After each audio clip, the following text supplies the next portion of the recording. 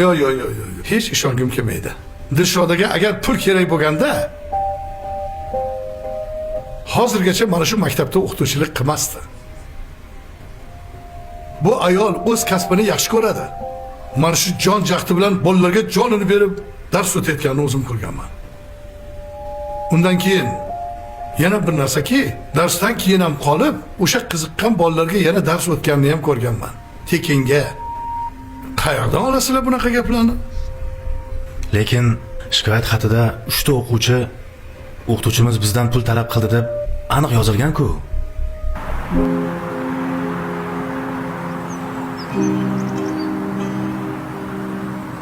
Men keldim.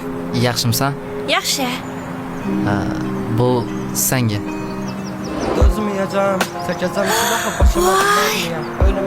Kumushmi? Ha. Voy, buncha chiroyli. Senga yoqqandan xursandman. Hali bundan ham zo'rlarini olib beraman. Rostdan.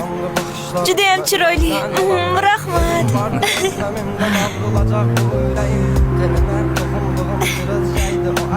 Chiroyli ekan. Mana dadasi. Rahmat. Men yo'g'imda hech narsa bo'lmadimi? Yo'q. Hammasi tinch.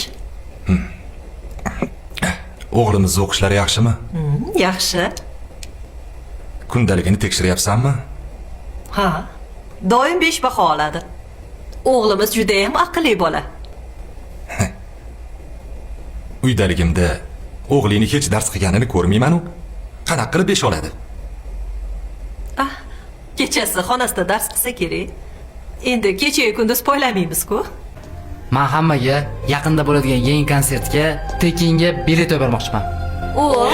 Gap yo'q. Qoyil. Rahmat. Faqat bitta sharti bor. Kichkinagina shart. Qanaqa shart ekan? Bitta arzimagan shikoyat xatini varoga qo'l qo'yib berasizlar bo'ldi. Ha? Qanaqa ekan? Hozir hammaga tushuntirib beraman. Ko'nisharmikin? Ko'nishadi. Ko'nishmay qayerga ham bo'ladi. 3 ta odam ko'nsa 7 ta qoladi. 20 tadan oshsa bo'ldi.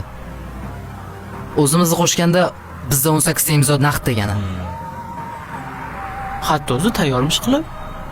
Ertaga tayyor bo'ladi. Farruh, sen hammaga imzo qo'ydirib chiqasan. Bo'ldi, gap yo'q. Ana 7 tasiga so'zimiz o'tmaydi, lekin sotqin emas. Ular aralashmaydi. Seni sotishmaydi. Sendan qo'rqishadi. Shunisi muhim. Sigaret ber. Chakmalaring-ne? Qisi.